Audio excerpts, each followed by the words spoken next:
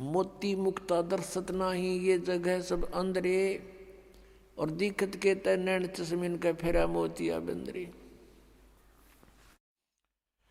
एक शेख फरीद नाम के मुसलमान धर्म के अंदर एक फक्कड़ फकीर हुए हैं। बचपन से उसकी श्रद्धा भगवान में थी। पुण्यात्माओं, जो पुण्यकर्मी प्राणी पिछले जन्म जन्मांतर से परमात्मा की साधना भक्ति करते आ रहे हैं, उन्हीं को आज एक विशेष तरफ है परमात्मा के पाने की। यहाँ गरीबदास महाराज जी कहते हैं, साधों से ती मस्करी और चोरा नाल खुशहाल, ये मल अखाड़ा जीतेंगे युगन युगन के माल। यदि आप जी किसी को ये सच्चाई बताने की चेष्टा करते हो तो आपका मजाक करते हैं, और इन झूठिया ने दुनिया बुका कर डाल दी, अपने करोड़ों शिष्य बना दिए एक अटबट करके। कहते इन चोरा नाल खुशहाल, बेखों के लश्कर फिरें ये बाणी चोर कठोर, सतगुरु धाम न पहुंचेंगे ये 84 के ढोर। फिर कहा कि मल अखाड़ा जीतेंगे ये युगन युगन के माल। माल माने रेसलर, पहलवान, जो एक्सरसाइज करता है डेली, और कभी समय आने पर उसकी कुश्ती किसी के साथ होती है, रेसलिंग, तो वो मल अखाड़ा, वो मल ही जीता करते हैं, पहलवान ही जीता करते हैं। आप जी उस परमात्मा के अखाड़े के पहलवान हो, बेटी भाई बहन बुजुर्ग जो भी है जैसा भी है, युगों युगों से आप ये एक्सरसाइज करते हुए आ रहे हो। आप ही में से पार उनका नंबर आओगा, जैसे बच्चे स्कूल जाते हैं विद्यालय में, तो जो विद्यालय में जाते हैं उन्हीं में से पास होते हैं। और कोई जो पाली जाता है, गधा पर बारी लेता है, बैठ कर सवारी करता है, स्कूल नहीं जाता है, तो वो पास नहीं होते। आप ही पार होगे। अब आपको वो विद्यालय मिल गया जहाँ सीधी टिकट सतलोक की मिलती है, तो अब आप पिछले जन्म जन्मांतर से तपस्या साधना भक्ति जैसी भी पता लगा भगवान के लिए अवश्य प्रयत्नशील रहे हो, और तुम्हारे में से आज सिलेक्शन हो रहा है। आप कहीं भी गए हो, भगवान के लिए गए थे, किसी संत के शिष्य बने, या किसी मंदिर मस्जिद गुरुद्वारों में आपने जाकर साधनाएं की, कहीं गुफा में गए, कोई तप किया, कोई व्रत किया, परमात्मा के लिए प्रयत्नशील थे। आप पिछले जन्मों के पहलवान थे, आप माल थे पिछले जन्म जन्मांतर के, लेकिन आपको दिशा ठीक ना मिली, जिस कारण से आत्मा आपकी भगवान बिना नहीं रह सकती। इस काल ने हमारे को मूर्ख बनाने के तरीके बहुत अपना रखे हैं। कोई शुक्रवार का व्रत रख के अपने आप को संतुष्ट मान रहा रखे रहे, कोई सोमवार का व्रत रखता है तो बहुत अच्छा रखे रहे, क्योंकि सैकड़ों समर्थक हैं, हाँ सही है मैं भी करता हूँ। और ये किसी को नहीं पता कि गीता जी के 16वें अध्याय के 23वें श्लोक में लिखा है कि शास्त्र विधि को त्याग कर जो मनमाना आचरण करते हैं उनकी न तो गति होती है, न कोई सुख प्राप्त होता है, न उनकी कोई सिद्धि प्राप्त होती है, यूजलेस। गीता जी अध्याय नंबर 16 के श्लोक 24 में तुरंत कहा है कि इससे तेरे लिए अर्जुन कर्तव्य और अकर्तव्य की व्यवस्था में सदग्रंथ ही प्रमाण है, नथिंग एल्स। किसी की दंत कथा पर मत विश्वास करना, जो अपने सदग्रंथों में लिखा है उसी में वे ऑफ वर्शिप सही है, फाइनल है। अब जैसे ये श्री कृष्ण जी के पुजारी पवित्र हिंदू धर्म में जितने भी पुण्यात्मा हैं, अब गीता जी को सिरोधार्य मानते हैं और नाम जपते हैं, हरे राम हरे कृष्ण राधे राधे श्याम मिला दे, ओम नमः शिवाय, ओम भागवते वासुदेव नमः, एवं नमः। ये पता नहीं कितने मंत्र बना रखे। गीता जी में है कोई मंत्र ऐसा? गीता जी में फाइनल फैसला कर रखे है। गीता जी अध्याय नंबर 8 के श्लोक नंबर 13 में कहा कि ओम इति एक अक्षरम ब्रह्म व्यवहारण माम अनुसमरण ये प्रयाति तदंदेहम सयाति परमाम गति। मुझ ब्रह्म का, माम ब्रह्म, मुझ ब्रह्म का केवल ओम इति एक अक्षरम, ये ओम एक अक्षर है, नथिंग एल्स, और कुछ नहीं। उच्चारण करके सेवन करता हुआ जो अंतिम श्वास तक शरीर छोड़ने तक इसका सेवन करता हुआ छोड़कर जाता है, यह प्रियाति तजन देहम सयाति परमाम गति, वो परम गति को प्राप्त होता है। ओम से मिलने वाली परम गति, ओम से मिलने वाली श्रेष्ठ गति कौन सी है? ब्रह्मलोक प्राप्ति, क्योंकि ओम ब्रह्म का मंत्र है। गीता जी अध्याय नंबर 7 के श्लोक नंबर 18 में गीता ज्ञानदाता ब्रह्म श्री कृष्ण जी में बोल रहा है।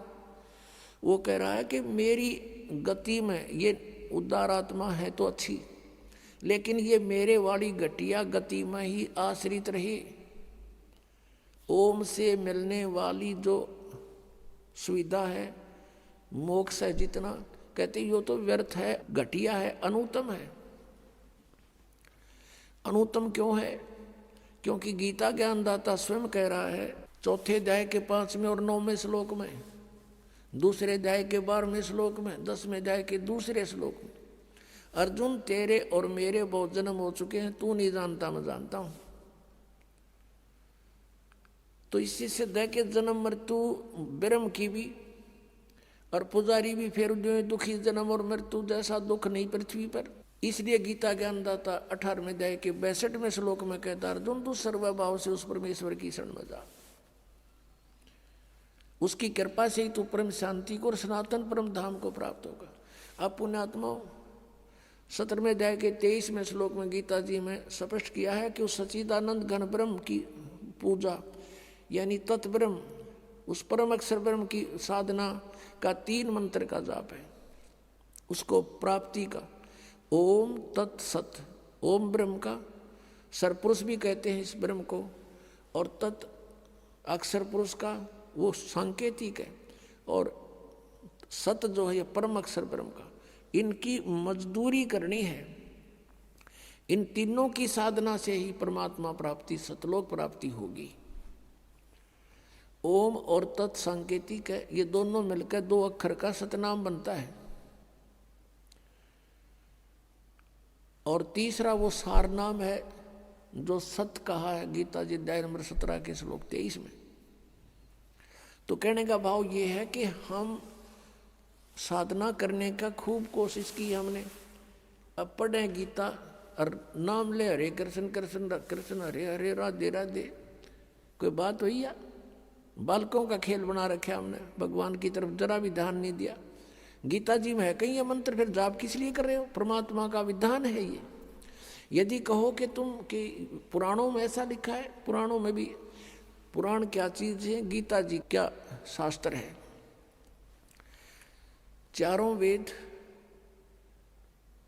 पूर्ण परमात्मा ने, सत्य पुरुष ने इस ब्रह्म के अंतःकरण में फीड कर दिए थे।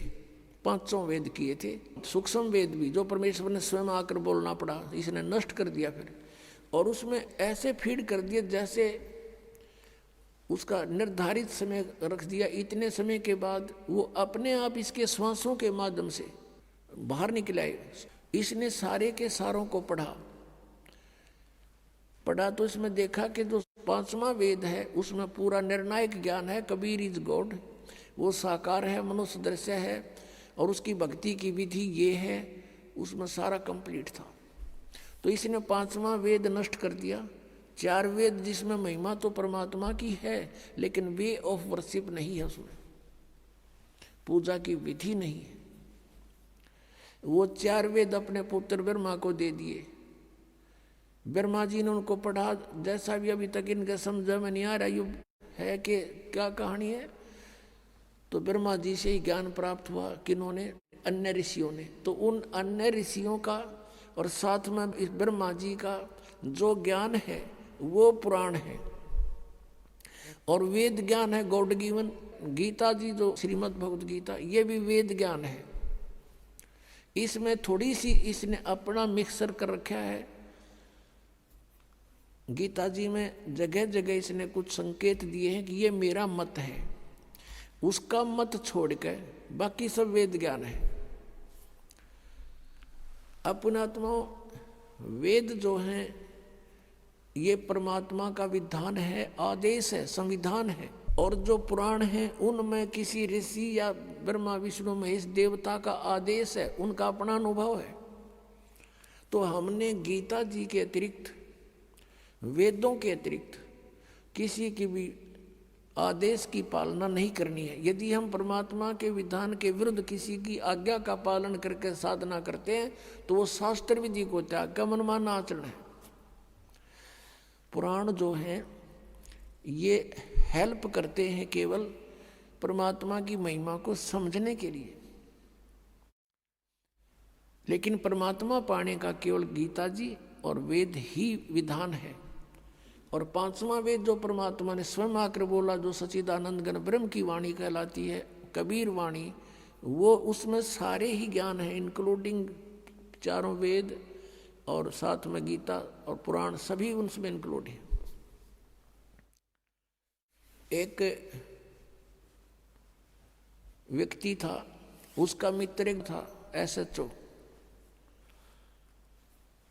उसने अपने मित्र से कहा कि मेरा जो पड़ोसी है साथ वाले मकान का, वो मुझे बहुत परेशान करता है, किसी तरह बाज नहीं आता है, मैं क्या करूं। अब SHO ने कहा कि मार लठ उसका माप देख लूंगा। पहले ऐसे समय थे। अब उसने अपने मित्र उस दरोगा जी का आदेश पालन करके अपने पड़ोसी से झगड़ा ठान लिया, लट्ठम लट्ठा हो गए, पड़ोसी मर गया। अब वो साथ वाले मकान का व्यक्ति मर गया तो उसको पकड़ कर ले गया वही SHO जो उसका मित्र था, और कोतवाली में दे दिया और उसको सजा होगी, सजाए मौत होगी। अब उसने क्या गलती करी कि राजा का विधान है कि कोई किसी की हत्या करेगा उसको सजाए मौत दी जाएगी। उस व्यक्ति ने एक अधिकारी की आज्ञा का पालन करके और अपने साथी का लठ मार कर मृत्यु कर दी, राजा का विधान तोड़ दिया। अब राजा के विधान अनुसार उसको सजाए मौत होगी, वो अधिकारी कुछ नहीं कर सका। तो पुण्यात्माओं, हमने ऐसे जानना है कि जो वेद और गीता ये परमात्मा का विधान संदेश है, इसमें जो लिखा वही फाइनल है। इसके अतिरिक्त ऋषियों की, देवताओं की जो अपने अनुभव की बातें हैं वो हमने पूजा की विधि में स्वीकार नहीं करनी, क्योंकि वो एक अधिकारी का आदेश हो जाएगा। उसको पालन करने से भगवान का विधान खंड हो जाएगा और हम दोषी अपराधी हो जाएंगे। अब प्रसंग चल रहा है कि आज तक हमें परमात्मा की जानकारी यथार्थ रूप में नहीं हुई।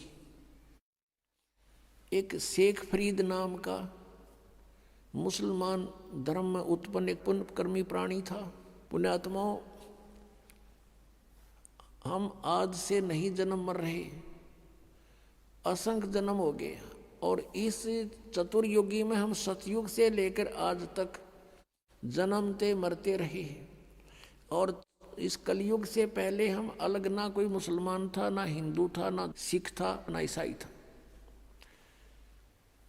सब वैदिक धर्म को मानने वाले होते थे, वेदानुसार ओम नाम का जाप करते थे, और कोई साधना वो सर्व यज्ञ हवन आदि करते थे, 500 यज्ञ किया करते थे।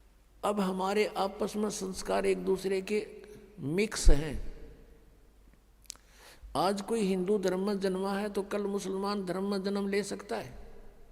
आज कोई मुसलमान धर्म में कट्टर हुआ बैठा, कल मृत्यु होगी, उसके बाद वो हिंदू धर्म के अंदर जन्म ले सकता है। ईसाई के भी ले सकता है, ईसाई भी की मृत्यु के बाद ईसाई भी यहाँ आ सकते हैं हिंदू धर्म में, और सिख धर्म में भी जा सकते हैं। तो कहने का भाव यह है कि हमने अपनी बुद्धि को बहुत ऊपर उठाना पड़ेगा, तब हम इस काल के जाल से निकल पाएंगे। तो पुण्यकर्मी प्राणी शेख फरीद बचपन से ही परमात्मा में उसकी श्रद्धा बनी, पिछले संस्कार प्रबल थे उसके लिए थोड़ा सा कथा सुनाते हैं कि वो शरारती बहुत था, उलाने बहुत लाता था, गांव में जाकर के दूसरे बच्चों के साथ झगड़ा कर देता था, किसी को कुछ छेड़छाड़ कर देता था आपस में बच्चों के साथ, या किसी के घर में घुस के उनका कोई बर्तन उठपटंग कर देता था, उलाने आते थे। उसकी माता बहुत तंग होगी, उसने सोचा अब क्या करूं, इसको कैसे शांत करूं। तब उसने एक दिन सोचा कि इसको कहती हूं कि बेटा तू नमाज कर ले। शेख फरीद की माता ने कहा कि बेटा तू नमाज करा कर। छोटा ही बालक था, 3-4 वर्ष का। कहने लगा क्यों, मैं क्यों करूं नमाज, मुझे क्या मिलेगा। और वो उसका फेवरेट फ्रूट था खजूर, जो है वो खजूर बहुत खाता था, उसको बड़ा पसंद थे। उसने कहा, माँ ने कहा बेटा अल्लाह तुझे खजूर देगा, कि सचमुच अका प्रतिदिन, हाँ प्रतिदिन देगा। वो कहने लगा माँ बता फिर कैसे करते नमाज। न बोली डट जा, कोई समय होता है नमाज करने का, मैं बताऊंगी, इतना बैठ जा। वो इतना बैठा रहा। अब माँ ने सोचा मेरा काम करने का समय है, इसने ला दूं नमाज करन, और तू काम कर लेगी इतनी ना, तो कह पता नहीं क्या उलाने लाओगा। उसने एक कपड़ा बिछाया और कहा बेटा ऐसे मत्था टेक ले और यूं कहता रहे अल्लाह मुझे खजूर दे, अल्लाह मुझे खजूर दे, यही नमाज है। और तो उसका याद क्यों होती बालक के। जब उसने वो काफ़ी देर करता रहा, उसकी मम्मी ने क्या किया, एक पत्ते में खजूर लपेट के, थोड़ा सा खजूर 2 पत्तों में, उस कपड़ा बिछा रखा था उसके नीचे रखे ही। और जब सारा काम कर लिया, जब कहने लगी बेटा आंख खोल दे बाजा, वो उठा, उसने देखा इधर उधर, कहने लगा माँ अल्लाह ने खजूर तो दिया ही नहीं, मैं नहीं करूँ आज के बाद बिल्कुल भी।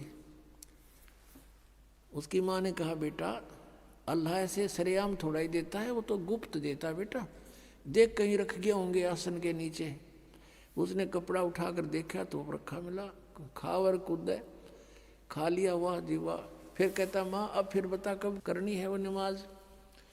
एक दिन क्या हुआ कि माता ऐसे प्रतिदिन उसको बैठा दे, वो ऐसे ही बिल्कुल दर्द होकर 2-2 3-3 घंटे उठे को नहीं। एक दिन उसकी माता वो खजूर रखना भूल गई और उसने कह दिया आजा बेटा।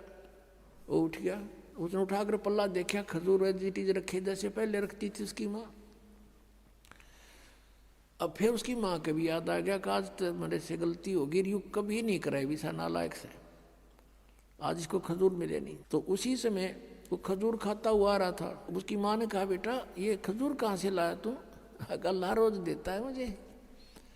कहने लगी कहाँ था ये खजूर, अग वहीं जहाँ पहले रखते थे, आज दिखाऊं, एक पत्ता तो वहीं छोड़ के आया हूँ नीचे वाला। अब जाकर देखा सचमुच खजूर जो के त्यों। उसकी माँ तो हैरान रहेगी कि हे परमात्मा बड़ी सुनी ना, तो आज के बाद तो कभी नहीं कराओ नमाज। कहने का भाव ये है कि कहते हैं पिछले तब से होते हैं पूर्ण हंस मुराद, पिछला संस्कारी हंस था, परमात्मा ने आस्था बढ़ानी थी। उसकी माँ का भी फिर लगन बन गई, वह तो बस नकली सा काम कराया करती। उस दिन के बाद उसकी माँ का भी दृढ़ विश्वास हो गया भगवान है, अल्लाह है कहीं पर। तो जब वो बड़ा हुआ तो उसने घर त्याग दिया, क्योंकि रुक नहीं सकता वो प्राणी जिसको चाह भगवान की है।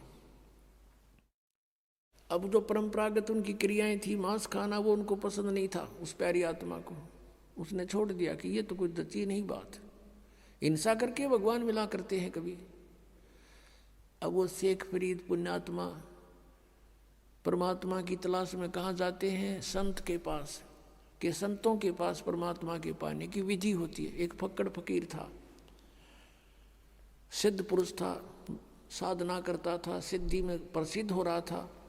उसके पास पहुंच गए, उनसे बातें की, उसने अपना जो साधन जाने था वो बता दिया, बेटा कठिन से कठिन तप कर, जितना कष्ट दोगे शरीर को उतना ही भगवान निकटाएगा। अब शेख फरीद तो गए ही भगवान पाने के लिए थे, दिन रात अपने खूब कष्ट करें, जो भी गुरुजी आदेश दें वही पालन करें। अब शेख फरीद गए हुए थे किस लिए, परमात्मा के लिए, और गुरुजी के आदेश का 100% पालन करते थे। उस आश्रम में उनके पास और भी 5-7 शिष्य रहते थे। और शेख फरीद के जाने के बाद उनके गुरुदेव की उस बच्चे में वो ज़्यादा प्रिय लगने लगा, क्योंकि वो हर कार्य को उनकी इच्छा अनुसार करता था।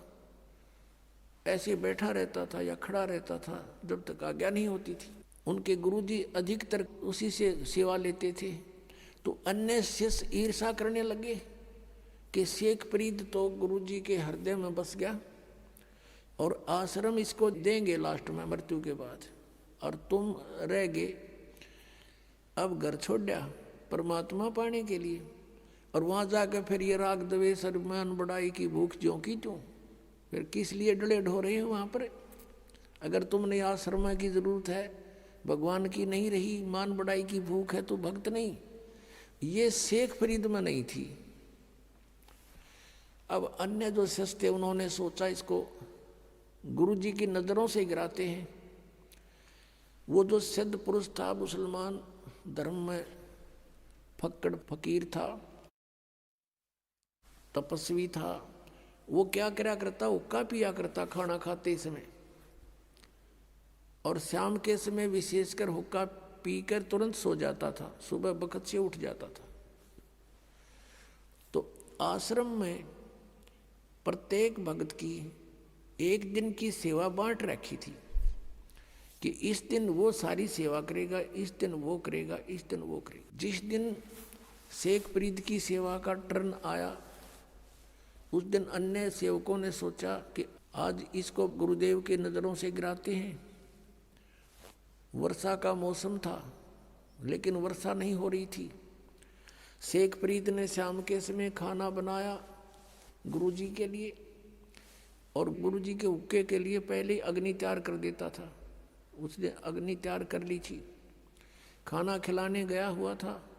पीछे से उनके अन्य ईर्षालु साथियों ने वो अग्नि बुझा दी, पानी पूनी छिड़क दिया। अब शेख फरीद ने तो ये सोचा था कि 2 मिनट में हुक्का भर के दे दूंगा, और वो गुरुजी इतना क्रोधी था, अगर 5 मिनट लेट हो जाता ना कोई भी किसी कार्य में, उससे इतना नाराज हो जाता, उसको डंडे मारता था और कई दिन तक उसको सेवा नहीं देता था। तो अब शेख फरीद जी गए अपनी मस्ती में कि जाके हुक्का भर दूंगा। जाके देखा आग नहीं है। अब शेख फरीद को तो भाई चिंता का विषय हो गया। इधर देखा उधर देखा, अग्नि नहीं बिल्कुल भी। थोड़ी सी दूर पर देखा कि गांव था, नगर था, वहां से 1 किलोमीटर की दूरी पे वहां धुआं उठ रहा था। चलम उठा के भाग लिया पूरी स्पीड पे। वहां जाकर देखा तो एक माई चूल्हे में अग्नि जलाने की चेष्टा कर रही थी, फूंक मार रही थी, और आंखों में पानी गिर रहा था। धुआं वापस आकर उसको परेशान कर रहा था। अब शेख फरीद दौड़ा दौड़ा गया, माई माई, कहाँ कौन है? हाँ महाराज क्या बात है? कि माई आग दे दो, हुक्का भरना है। वह माई थी नरी निकम्मी, नो बोली आँख फूट जाना जब आग मिला है, आँख फुटवा ले तू भी अपनी। अब वो बोला आदमी था, साधु संत बोले वाले होते हैं, अकमाई आँख फूटने से अग्नि मिल जाएगी? कहाँ मिल जाएगी? वनो क्या कर फिर फू फू करने लगेगी। अब उसने दे कर चिमटा आँख में और बाहर निकाल कर रख दी, ले माई आग दे दे मुझे, ये आँख फोड़ ली मैंने। अब माई ने देखा, उसके तो पाँव तले की धरती निकलेगी कि तू उस महात्मा का शिष्य है, वो बड़ा सिद्ध पुरुष है, और उसने कुछ वचन बोल दिए, तेरा नाश हो जाएगा। उस माई ने सारी अग्नि बाहर काट दी चूल्हे थे, अकले बाबर ले। अब वो फटाफट धर के आकर उस आँख के एक बांध का कपड़ा सा और सपीटते फिर भाग लिया। उधर से गुरुजी ने आवाज लगाई, रे शेख फरीद, रे फरीद कित मर गया। तीसरी आवाज जब लगाई, जब 2 एकड़ की दूरी से आवाज करी, आ गया गुरुजी, आ गया गुरुजी। गुरुजी ने पूछा भी क्या बात है, इतनी देर कैसे लगा दी? जी आग, मौसम वर्षा का था, गुरुदेव अग्नि जलाई थी, लेकिन आग बुझ गई, गांव से दौड़ के लाया हूँ। अका अच्छा रख दे। अब अग्नि रख दी, वो तो हुक्का पी का सोने की तैयारी में था, उसने देखा अंधेरा सा हो गया था, कह आँख का क्या लग गया? जी आप कह रहे थे क्या लगे गुरुदेव, क्या लगे? नुका के बाहर निकल गया। कहा अच्छा भाई। अब माई ने सारी रात काटनी मुश्किल होगी, अब तेरे ऊपर बिजली गिरेगी, वो बताओगा गुरुजी को ऐसे ऐसे, और ये सिद्ध पुरुष है को वचन बोल दिया, तेरा नाश होगा। सुबह सुबह जाली वो माई ले करके उसको आँख को मटके के कापण पर ढक्कन पर रख कर लेगी और कहा महाराज मेरे से गलती होगी, माफ़ कर दियो, आपका शेष अग्नि लेने गया था, मैं ऐसे ऐसे धूमे में दुखी हो रही थी और मेरे मुख से निकल गया कि आँख फुटवा ले, आँख फुटते तो अग्नि मिलती है। और आप कैसे से ने आँख निकाल कर रखती, महाराज मेरे पे गलती होगी, माफ़ कर दो, माथा टेक कर रोए बुढ़िया माई। अब उस गुरु जी के समझ में नहीं आ रही या कहना के चाह रही है। वो बोला माई मुझे ढंग से बता क्या बात है। कहने लगे जी ऐसे ऐसे बात थी। शेख फरीद को बुलाया, अरे फरीद इधर आ। कहाँ जी? अरे क्या हो गया? आप कह रहे थे क्या हो गुरुदेव? आपकी दास को आप कह रहे थे क्या होना था? ये कपड़ा क्यों बांध रखा है? अरे जी ऐसे ही करके बोला खोल दे इसको।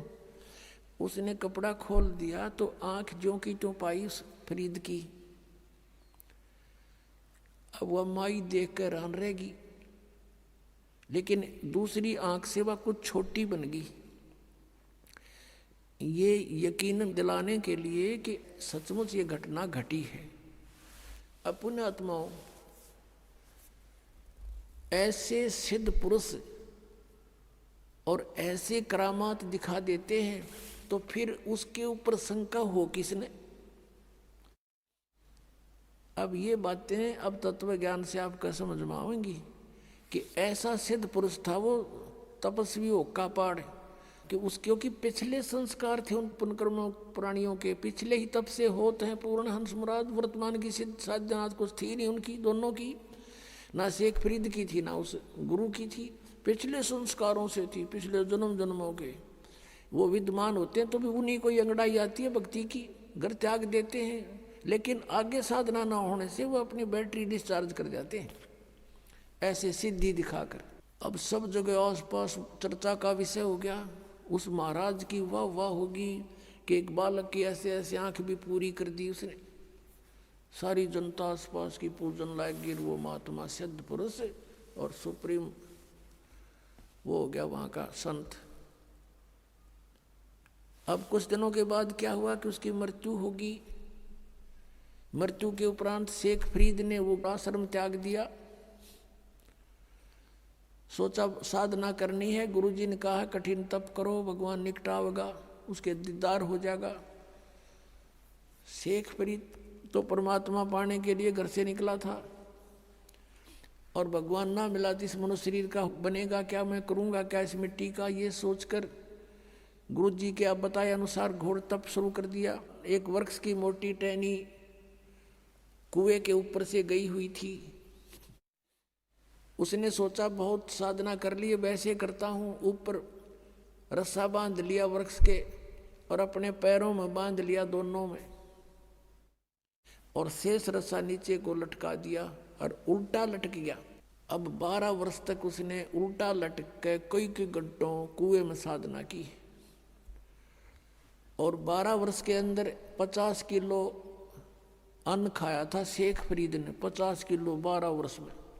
यदि 10 ग्राम भी हम सोच कर चल रहे हैं तो एक महीने की भी 10 ग्राम तो होता भी कुछ को ना, 100 ग्राम माने तो भी एक महीने की ही 36 किलो हो जाती है। अपने आत्माओं,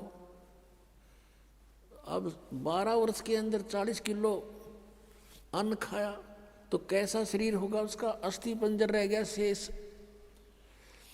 वो बाहर आकर के कभी कभी विश्राम करता था, परमात्मा की याद को कि उसमें तरफ में रहता था और वो ऐसे लेटा हुआ था। कौव्या ने देखा कि ये व्यक्ति मर चुका है, वो उसके ऊपर आकर बैठ गए।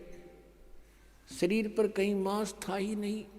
उन्हें सोची कौवों ने कि माथे पर बैठ कर इनकी आंख निकाल लेते हैं। तब वो थोड़ा सा मुंह खुला उसका, कहा कि भाई कौवो, मेरे शरीर पर कहीं मांस बचा हो, उस मांस को खा लो, मेरी आंखों को मत छुओ, इसको ना डिस्टर्ब करो, मुझे अल्लाह के दीदार की आशा है,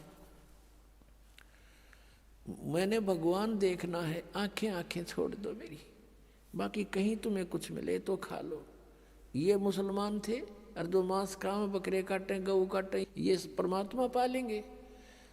तो वो इतना दयालु कहता कौओं को कि मेरे मांस खा लो कहीं मिल जावे तो, पर मेरी आंख मत छेड़ो, आंखें मत डिस्टर्ब करो, मुझे अल्लाह के दीदार की आशा है। अब उसने सोचा कि अगर बाहर रहूंगा तो कौवे खा जाएंगे, आंखों को भी फोड़ देंगे, भगवान मिला नहीं। उल्टा ही लटक गया। धीरे धीरे सर्क के वर्षों के साथ में अभ्यास हो रहा था और फूट फूट कर रोने लग गया। अल्लाह का दर्शन हुआ नहीं और अब शरीर रहा नहीं, अब खत्म, प्राण जाने वाले। फूट फूट कर रोने लगा। अब क्या किया? परमात्मा कहते हैं गोता मारू स्वर्ग में और जा बैठूं पाताल, कह कबीर ढूंढता फिरूं अपने हीरे मोती लाल। ये इस तरह के साधक पिछले जन्म जन्मांतरों में कभी परमात्मा के परमहंस रहे हैं इस धरती पृथ्वी पर, लेकिन बीच में फिसल जाते हैं। उन्हीं में से शेख फरीद था। अब परमात्मा पहुंच गए वहां पर, उस कुएं पर खड़े हो गए और उसके रस्से को पकड़कर खींचने लगे, क्योंकि पहले कुएं बहुत गहरे होते थे, रस्से लंबे लंबे होते थे। ऐसे खींचने लगे बाहर को। शेख फरीद ने सोचा कोई शरारती आ गया पाली और मुझे डिस्टर्ब कर रहा है। और पहले भी ऐसे गवाले जो होते थे, भेड़ बकरियां चराने वाले, जो गंवार टाइप व्यक्ति, उनमें से कोई ना कोई बाबा जी उस संत के रस्से को पकड़कर ऐसे हिला देता था और यूं बैठकर देखता था तमाशा। वो क्या कर लेता था, ऐसे सिर कर लेता था कि सिर में चोट ना आ जाए, और कभी कुएं के इधर लगता था जाके, कभी इधर। वो कुछ देर छेड़ कर चले जाते थे। पता था उसका कि किस किस के साथ लड़ूं, बच्चे हैं, करते रहेंगे। उन्हीं में से कोई और दूसरा उनको धमका देता था कि ऐसा मत करा करो संतों के साथ, तो कई दिन नहीं कोई आता था। अब शेख फरीद ने सोचा कि पहले तो ऐसे हिला लू का छोड़ जाते थे, आज यूँ ऐसा निकम्मा मिल गया, किसी ने बाहर निकाल लिया मैं। अब वो बाहर निकालते निकालते उल्टा लटका लटका कहता है, अरे भाई मुझे ना छेड़े, मुझे डिस्टर्ब ना करे, मैं अपना काम कर रहा हूँ, तू अपना काम कर। परमात्मा ने कहा कि तू क्या कर रहा है यहाँ पर? ए भाई, मैं भगवान के दर्शन के लिए, परमात्मा को देखने के लिए, परमात्मा के पाने के लिए मैं साधना कर रहा हूँ। तो परमेश्वर कबीर देव जी ने कहा कि मैं हूँ अल्लाह अकबर। अब ये बात सुनकर शेख फरीद के माथे पे चोटी पड़ी, कहने लगे भाई मजाक ना करें, आप अल्लाह नहीं हो सकते, क्योंकि अल्लाह तो निराकार है, वो तो बेचून है, अल्लाह दिखाई थोड़ी देता है। अब परमात्मा कहने लगा, भले आदमी फिर तू डरे ढो इसमें, तू क्या कर रहा है? एक तरफ तो कहता मैं परमात्मा के दीदार के लिए प्रयत्न कर रहा हूँ, और परमात्मा निराकार बतावे तू, फिर क्यों डले डो रहा है इसमें? क्या फायदा तेरा इसमें ये साधना करने का? जब वो निराकार है, क्या देखेगा उसका दीदार, क्या करेगा? अब क्या करे ना, गाम कर ज्ञान का तो चमका ऐसा लग गया करे।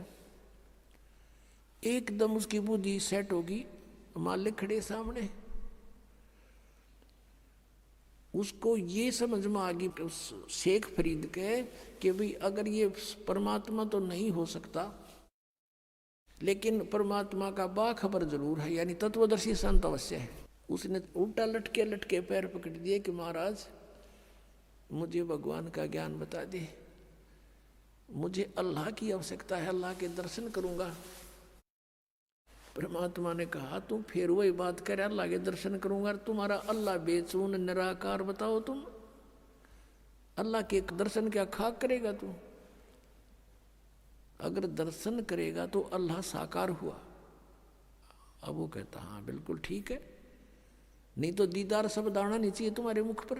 तो वो कहने लगा जैसा भी है मुझे रास्ता बता दो, मैं भटक चुका हूँ, मेरा अंत आने वाला है और परमात्मा मुझे मिला नहीं। अब परमात्मा ने क्या कहा कि बेटा बच्चा, इस देही शरीर के साथ तेरी के शत्रुता है, कभी खत्म कर लिया, बहुत कॉस्टली है, इस तरह परमात्मा नहीं मिलता। परमात्मा पाने का एक मंत्र है, जाप है, और भूखा रहने से भगवान मिले नहीं, गना खाने से भगवान मिले नहीं, इतना भी नहीं खाना चाहिए कि अंगड़ाई टूटर जो माइया दड़ी पक्का खा ले, और इतना कम भी नहीं खाना चाहिए कि कमर टेढ़ी हो जा। के भक्ति करोगे, प्रथम अंजल संयम राखे, योग युगत सब सतगुरु भाखे। खाने पीने पर संयम बरते, हिसाब का खावे, इतना खावा जो घना नींद भी ना आवे और भूखा भी ना रहे, और शरीर में फुर्ती स्फूर्ति बनी रहे। और ये साधना कर फिर शेख फरीद को धीरे धीरे खाना खिलाया, फल खिलाए, फूल खिलाए, फिर धीरे धीरे खाना खाने लगा, और फिर वो परमात्मा के साथ ही हो लिया। अपने आत्मा कबीर परमेश्वर जी वो पूर्ण परमात्मा है, अल्लाह अकबर हैं। अल्लाह कबीर कहो चाहे कबीर अल्लाह कहो, गॉड कबीर कहो, कबीर साहब कहो, अल्लाह अकबर कहो, अल्लाह कबीर या अकबर एक ही बात है। ऐसे अपनी प्यारी आत्माओं को फिर से सतमार्ग पर लगाते हैं, उनकी बैटरी चार्ज करते हैं। और अधिक जानकारी वसंत रामपाल जी महाराज जी से निशुल्क नाम दीक्षा प्राप्त करने के लिए संपर्क करें। हमारे संपर्क सूत्र हैं 8222880541 8222880542। आप नीचे स्क्रीन पर दिए गए हमारे अन्य नंबरों पर भी संपर्क कर सकते हैं। विजिट करें हमारी वेबसाइट पर। हमारी वेबसाइट है www.jagatgururampalji.org।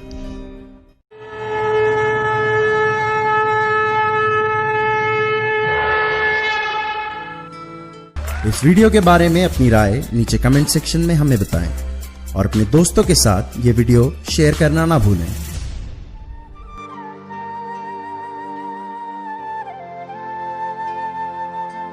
परमात्मा बंदी छोड़ कहते हैं भाई भक्ति करा करो गणी गणी।